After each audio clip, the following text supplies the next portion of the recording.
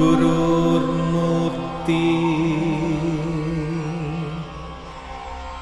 पूजामूलं गुरुपदम् मन्त्रमूलं गुरुर्वाक्यम्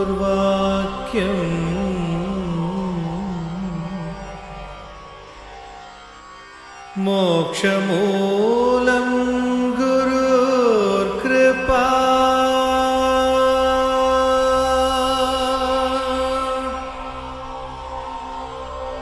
ॐ श्री गुरवे नमः।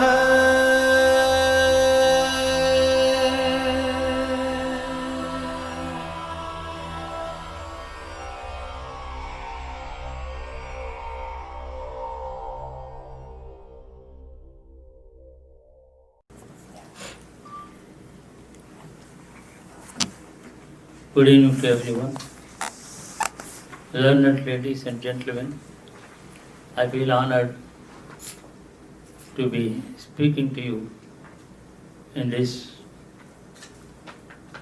great house of learning, the Auburn University. I owe this opportunity to Professor Kamaraj, who is known to me for some decades. Some sentences have been said about me. There may be a little exaggeration, but the focus of my study or attention is the development of the culture of the human race, whether it is religion, spirituality, or civilization, or city building, whatever. The history of mankind, you may be able to appreciate if I say it started in the most ancient times in Asia, particularly in India. Indian history is not written by the historians, but by scholars who wanted to disseminate the knowledge of the ancient India for the good of the humanity.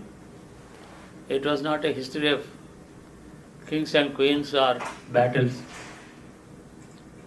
The real history started something like about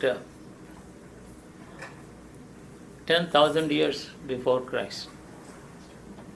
There is evidence, researched evidence, but the whole thing is recorded not as a history textbook, but they are called Puranas. The word Purana means the ancient one. Puranas are treated as religious texts in India today, but the appropriate way of dealing with them is to deal with them as ancient history.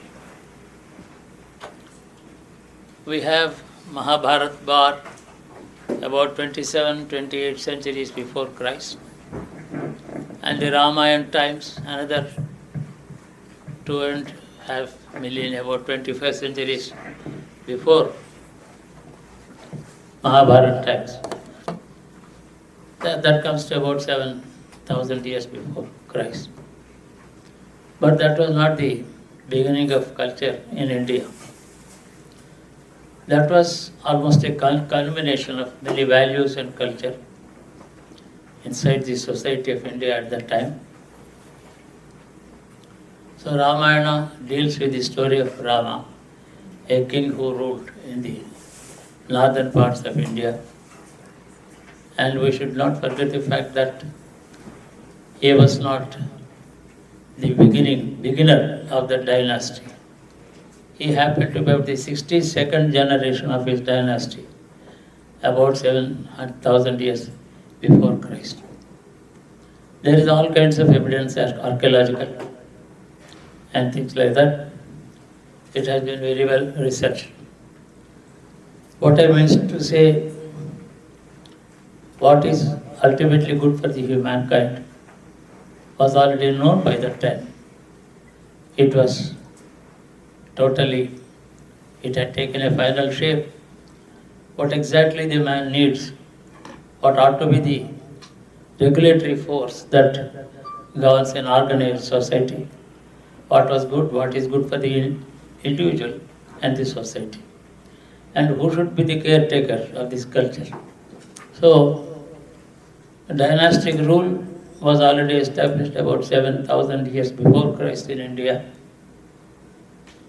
and the principles that ruled governance of a country were not merely materialistic in nature. They included the protection of the moral values and also the spiritual values for which India was known long, long before Christ, this Christian era. So it is really worth studying if a man has the energy and the curiosity and interest in knowing the truth about the past. Indian Puranas have to be studied with a practical view rather than a religious approach. Now we have passed through many centuries of post-Christian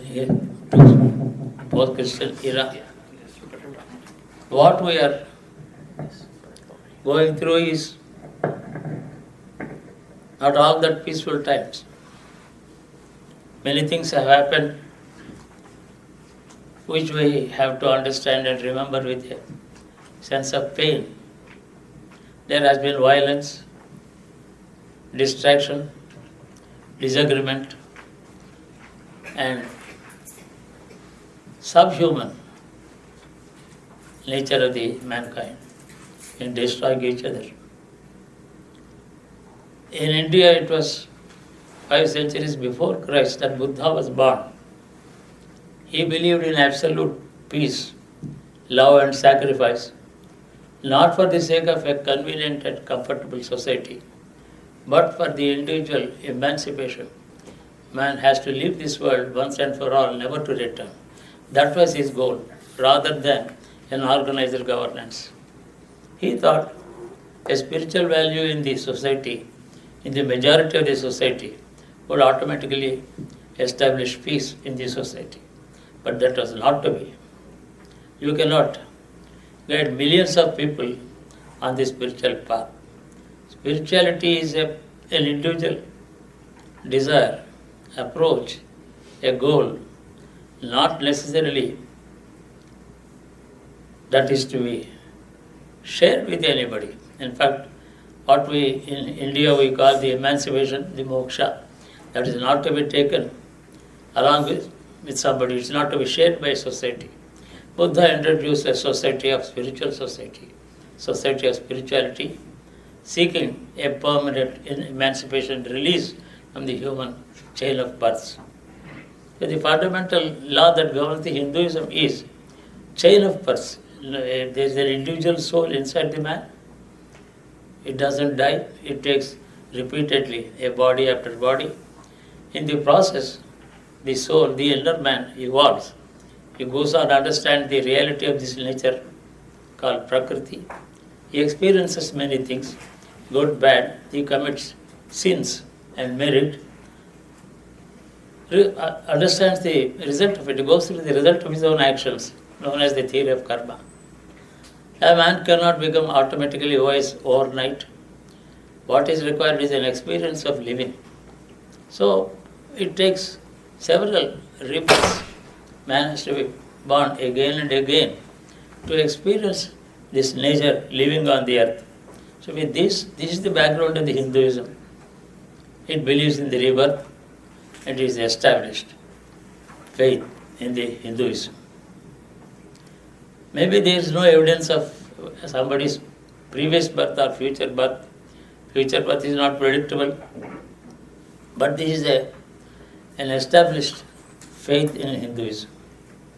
So with this background, many rules, many texts that taught what is right and what is not right in a man's actions, that has been taught to the people. The authors of these texts were not people inside the society. They are recluses. They left the social a life in the society. They left the materialistic living in society. They retired into the forest and sat in meditation, that is in silence.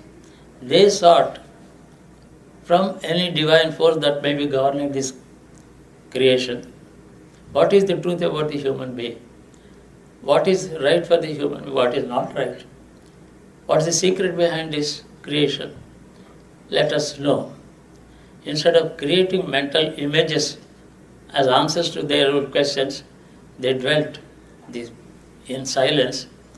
They sat in silence for long, long days, years and years they spent in silence, devoid of all desires of any material happiness on the earth. That was the way of investigating a hope for a truth that they hoped to find in there. That revelation that they got in their minds as a result of their investigation in silence, that is known as the Vedas. Veda is nothing but Vedaititi. It allows somebody to know directly in so many words what is otherwise not approachable, not reachable, not knowable by any kind of investigation, intellectual or scientific. That is the nature of the Vedas. So a certain culture had established itself. So the division of responsibility in the society was established. The ruling class was to rule the society in the interest of the society's welfare, division of all labor among them without any clash of interest, and see to it that they live in peace and happiness and pursue any individual goal of their choice. So that was known as the orderly society that was established by the laws, by these rishis or sages, and the king used to rule. The principle was the king never felt that the kingdom is something to be enjoyed. It was treated as a burden on the shoulders of the king to rule the society, to maintain the law and order, and allow the man to progress individually, socially, economically, and spiritually also, to give a total opportunity for the individual to seek what he wants to seek without interruption or objection from anyone. That was an ideal state of a society in which a citizen is free to pursue his own goal uninterrupted. And ultimately, when the king reached his old age, he left the kind of responsibility that he was ruling as a king. He said, he clearly said, this is a burden on my shoulders. Now I have done the best. I have done my best. So I hand this burden down to my successor, whether it is his son or someone else. And he retired to the forest for again the same kind of a meditation which brought the Vedas onto the earth. This is a kind of Aryan culture. Now we have in the recent history of some centuries, the clash is people want to rule the society, rule the countries. For what? Is it for the good of the society or for their satisfaction of their own ego and self-satisfaction? There the entire trouble arises. Today in the Central Asian countries, every dynastic rule is being challenged by the people. There is a clash of interests, there is bloodshed. We are not able to solve the problem by any kind of mediation. Violence is being met with violence. There is no correct understanding of the principle of ruling the country. What is the principle of ruling the country? Understand, take the burden of ruling the people, not exactly ruling them, not even governing them. Help them to live in peace. That is not there. Fortunately, in the end, the history of any country in the world, this kind of a clash of interests to occupy a throne, that has come to clash with the selfish interests of many people. People are not able to agree. There is no system that has been introduced. System of monarchies. Many monarchies have ruled Europe, Asia and many other countries.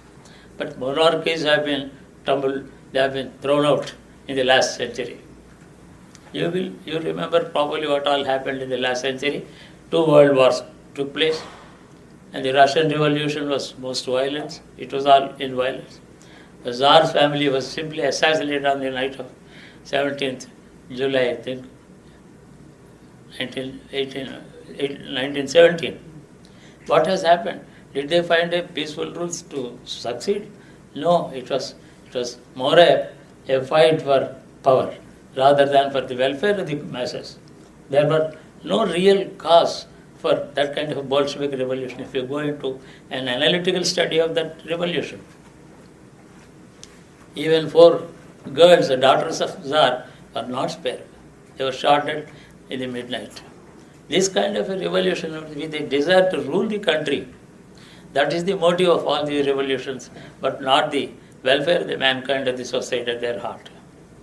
So we have to understand the history that we have passed through in India or other countries. But even there was a total disagreement with the principle of monarchy. So monarchies, many ruling families have overthrown in the independence, which is the division of India in 1947. There were 500 ruling families in India, ruling over 40% of the Indian population. They were simply dumped. At the same time, we must know, did the people want the monarchies to continue or did the people reject the king? That has to be analyzed. So we have been experimenting with the political thoughts. Even the latest political thought, Karl Marx, Engels, Hegel, these are the thinkers who thought about what is good for the humanity. Is it monarchy? Is it democracy? Is it an electoral system? They thought about the welfare of the mankind. These great philosophers could not give an ultimate solution that is practical, that can be implemented in any other country. What has happened is we are still groping in the dark to find out what is good for the society.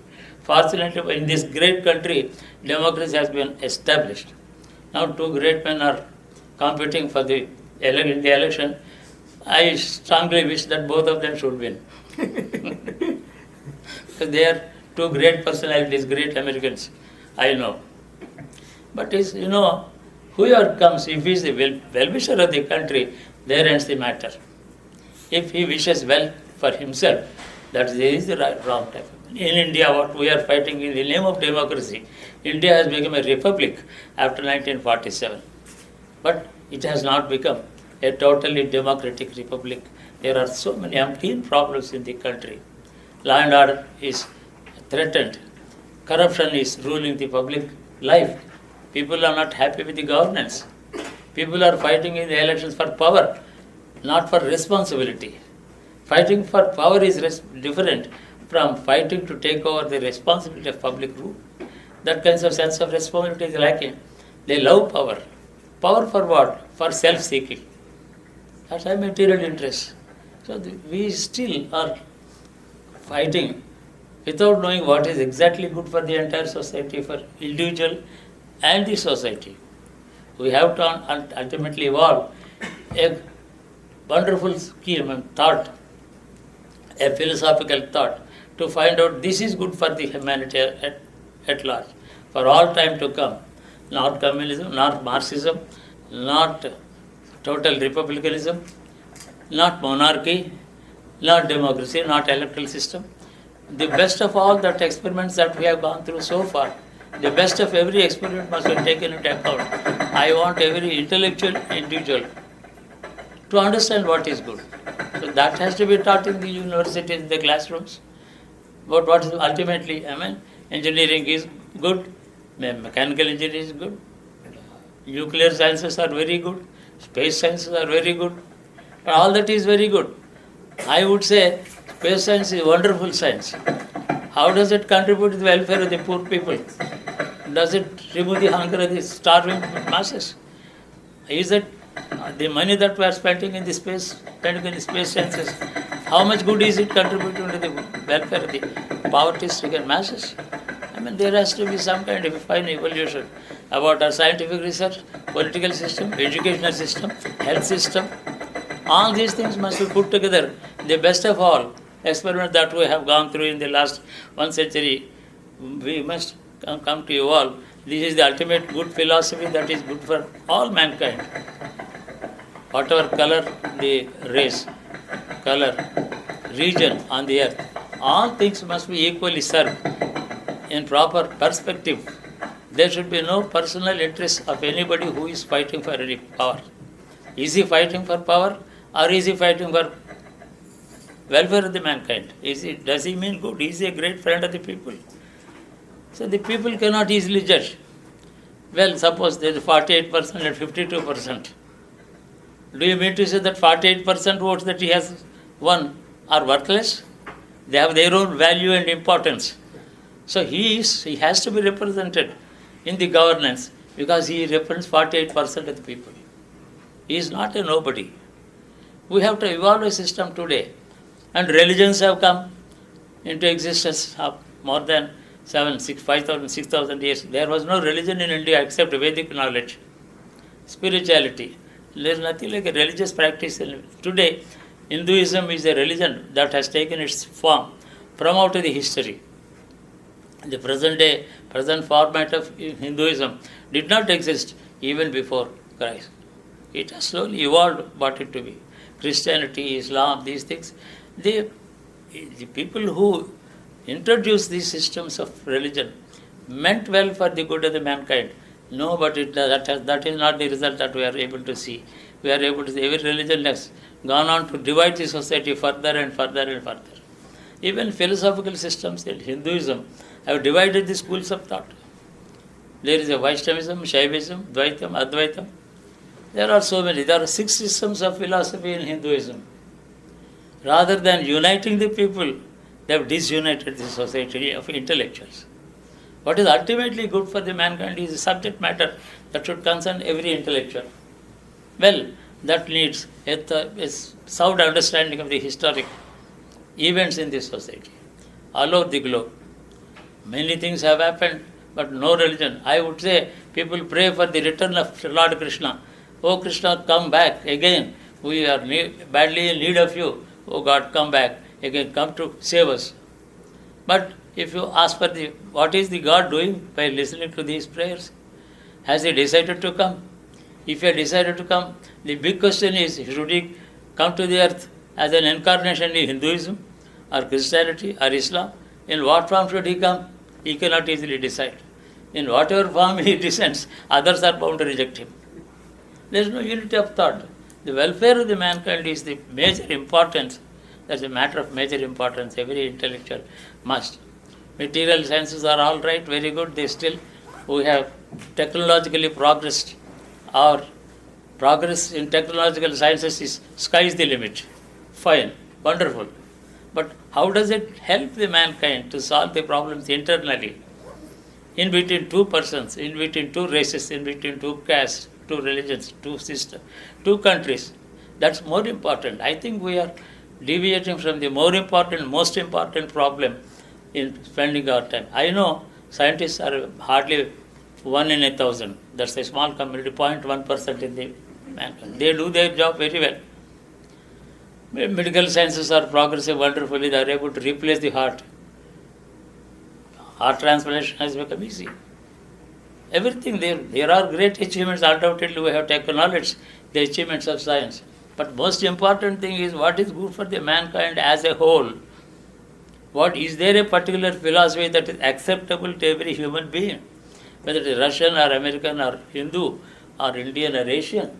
Is there any school of thought? So rather than, we have 1,000 volumes of histories of philosophy and philosophy of the mankind.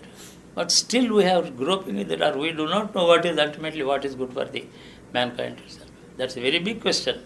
That should engage the mind of all thinking men, intellectuals, people who have studied, who have read, who have spoken, who have seen the countries, who have seen the society. I have gone through the Indian subcontinent in detail. I have travelled extensively. I have interacted with people. But when the common problem with the human being is he wants independence without interference. He would like to do what he wants to do with himself. And he should have the paraphernalia, help, circumstances to pursue his path. He should have the opportunity to pursue his goal. There are many people who want to do something, but they are helpless. There is nothing available. For somebody else, there is everything available. He has no intention to pursue anything. These are inequalities are there. We say, this vis-a-vis the intellectual or technological achievements, what are our achievements on the human side? That has to be they put them in a balance. You will know our achievements on the human problem are very limited. We are yet to start thinking about these things. Otherwise, the globe, they can meet with another world war, anything. Everything is being expected. There may be a world war, there may be this, that. And everything is depending on the growth of population. In Mahabharata times, the population of India was hardly 1/100th of what it is today. In 1947, when India became independent, including Pakistan and Bangladesh, it was 33 crores, that is 330 million. Today, Indian Republic itself has 120 crores. The problem is vital. There is no, a dwelling, food, care of children, health, education, these are the basic things. Can we afford to spend lots of money on the space research inside India? America is rich, they are spending money. We are onlookers, we watch the developments and be happy about it. But we can't even participate in that. Which amounts of money? A lot of money. Money is valuable. The very purpose of having money is to help the poor. Every dollar firstly belongs to the poorest man in the US. Then the last man to own it would be the richest man. That's the ultimate value of a dollar. In fact, these things, most human values have to be realized. They have to be thought of. People have to think about it. Particularly the houses of learning like this, university. This is an intellectual exercise. This is an intellectual laboratory of intellectualism, laboratory of thinking. We have to evolve some method. So rather than trying to unite the religions or races, I can tell you no two religions can ever agree to be united. At the best, under the best circumstances, they can peacefully coexist and not cooperate. Peaceful coexistence would be the ultimate goal that we can hope for. Nothing more than that. But if the slightest provocation, they are prepared to fight. Unity of mankind is almost like a myth. We are only thinking about it, praying to God for unity. God is the subject matter of every religion. And which religion can He support against the other religions? The problem is God has its own problem if you think about it. So we have to unite ourselves. United Nations has not done much as was expected. When we were a student, I was a student in the university before independence, 1945-46. I was studying modern physics in those days. I knew what the circumstances in India and the rest of the world. Second World War had ended. We hoped many things would be achieved by the United Nations. But I don't say United Nations is a failure. It's the best that we could do under the circumstances in this world. We could not do anything better than that. So we have found out a home where certain problems can be resolved either by advice or by force. There's a NATO. It has not solved many things. It has added to some of the problems if you go and analyze into deep analysis of the matter, their actions. Even America has spent lots of money in places outside this country where it was not absolutely necessary. Maybe it was a political decision by wiser people, not people like me, to judge on that. Still, every rupee, every dollar is totally needed by the poorest people. Certain political decisions that we make must have only one goal, one philosophy before them. Is it good for the people of my country? Does it help the poorest man in my country? Whether it is launching another space vehicle to go around Mars or Jupiter, or interfering with some other foreign matters. Is it good for my country or the poorest man of my country? That is the basic question. Citizens of any progressed country like this must insist. I can tell you the Indian subcontinent, the Republic of India, is far behind the required standards. it needs another century to become self-sufficient for all citizens. Health, education, communications, roads, buildings, many things. I mean, in 65 years we have not achieved anything. I must admit, I am not ashamed of admitting all this. I receive many American friends, people, American from UK, from Scotland, from Germany. People come to me, I take them around. We can't hide our defects. We cannot hide our poverty. We cannot hide our defective governance. Corruption is rampant. And that's a country where philosophy taught every sacrifice of the man. Highest sense of philosophy has been taught long, long ago.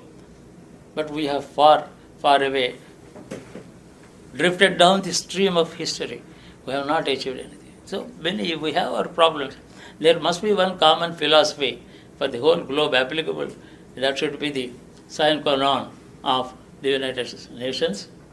That should be the goal. That should be the principle that should govern every action in the United States, in the United Nations. We have to think of these things seriously. I am sure every learned citizen has time to spare, besides attending to his own responsibilities and duties, whether it is studies or duties in a job. We have our major problem. We have entered in 21st century.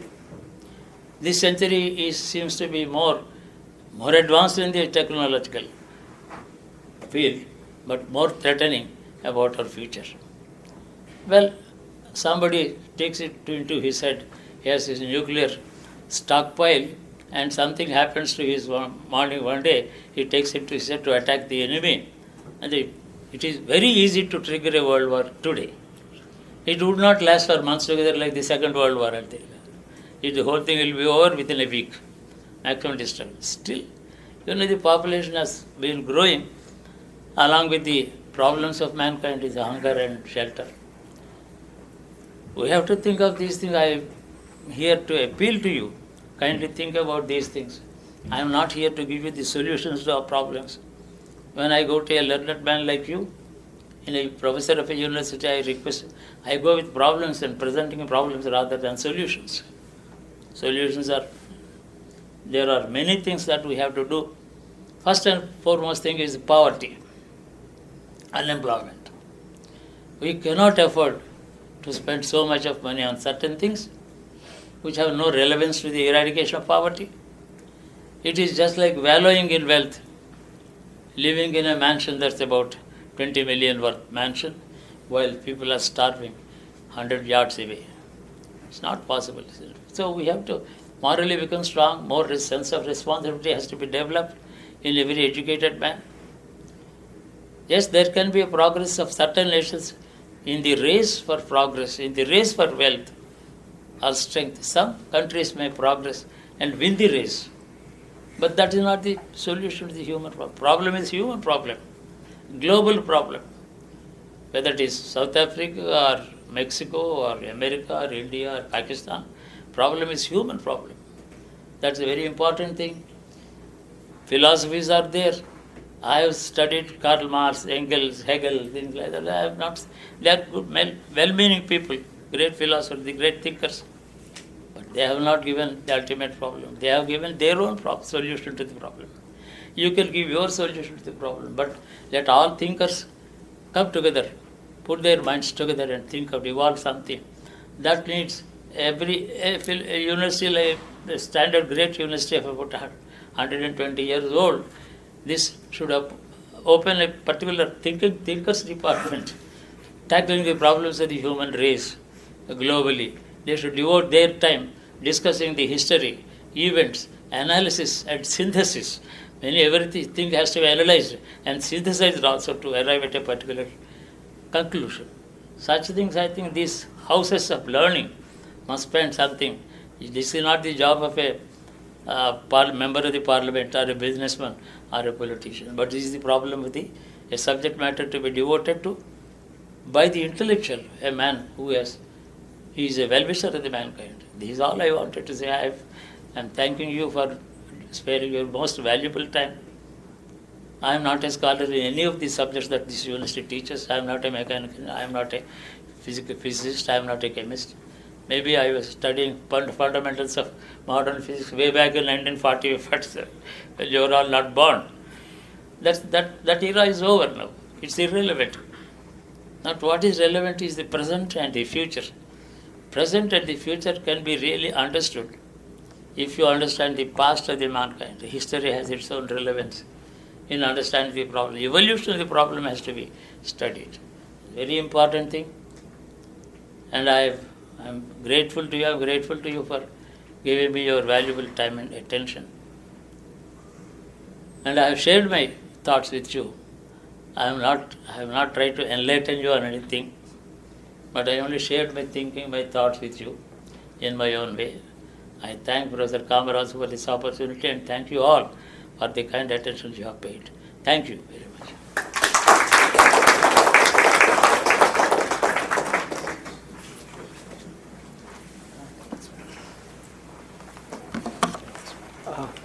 I think, thank you very much, Sadhguru Dr. Sivananda Murthy Garu. I think it was a wonderful speech. I'm sure all of you will agree with me. He has enlightened us with what we should do, what our responsibilities are. Before I go further, I'd like you all, if you have a question, and I'm sure Sadhguru will be happy to answer. Yes, sir.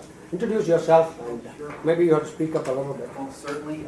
My name is Scott Findley. Just have a couple of questions. I think you actually touched on the subject. I wonder if you'd comment on the word obfuscation in the context of trying to get something done at this time in history. Do you know? Are you familiar? I'm sorry. Probably you should come here. Okay. Yeah. Yeah, come here and Oh, thank you. repeat the question. Gus. Are you, sir, familiar with the word obfuscation? No? No. It's a word, an intellectual word for the process of hiding the truth or distorting things such as to make it difficult to find out what the truth is. And it seemed like earlier on you might have touched on it, and I didn't know if you had more to say about that. One other thing,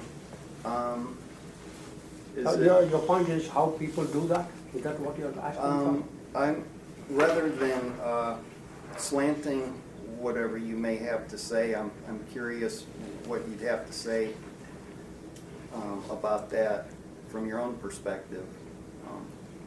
I think I catch your point. The people are trying to hide the truth. That's an important part of what you said. This is basically the job of an intellectual well-wisher of mankind to investigate what is the truth about the mankind, what has happened. That is known as the Satyanveshana, search for truth. Search for truth on any aspect of human life. Search for truth is the job of a well-wisher of a mankind or the mankind. If you really want that this mankind should be living in peace, you must search for the truth. What is that kind of a truth? What is responsible for this misery?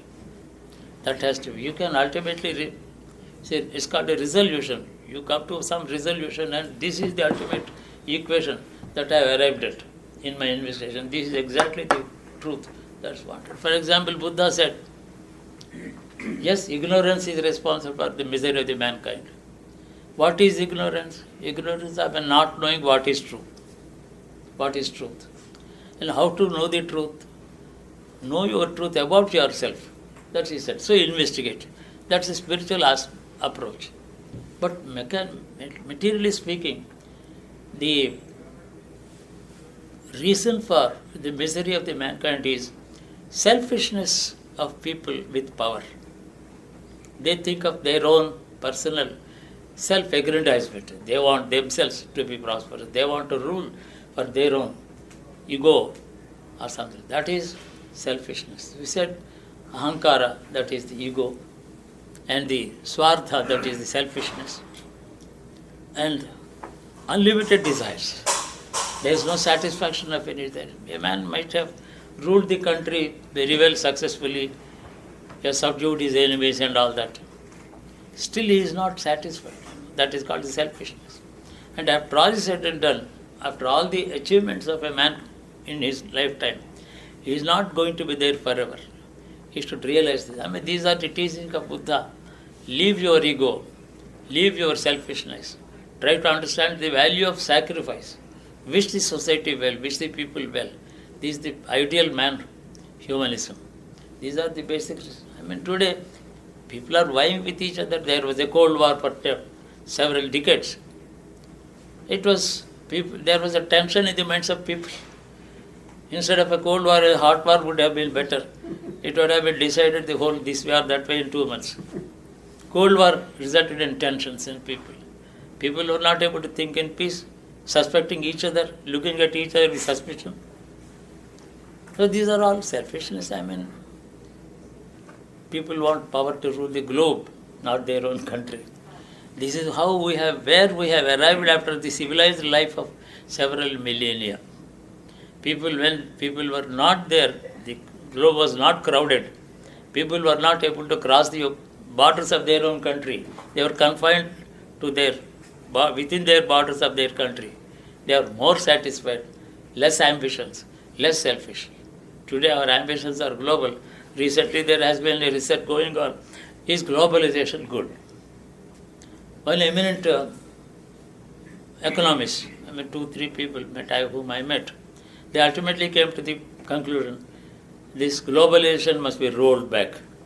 Globalization must be stopped at this. We have already crossed the limits of globalization.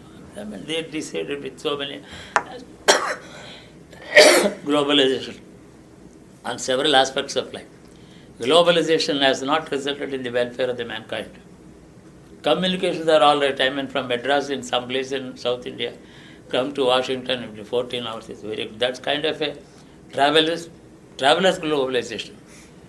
People have migrated from India to this in IT jobs. Maybe 500,000 of them are. They have prospered thanks to the United States. People have prospered.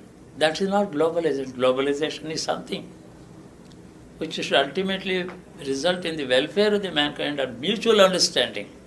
Mutual understanding between race and race, country and country, that has not been achieved. Because Americans have established industries in China, China has established industries in Asian countries. That is, do you call it globalization with a benefit?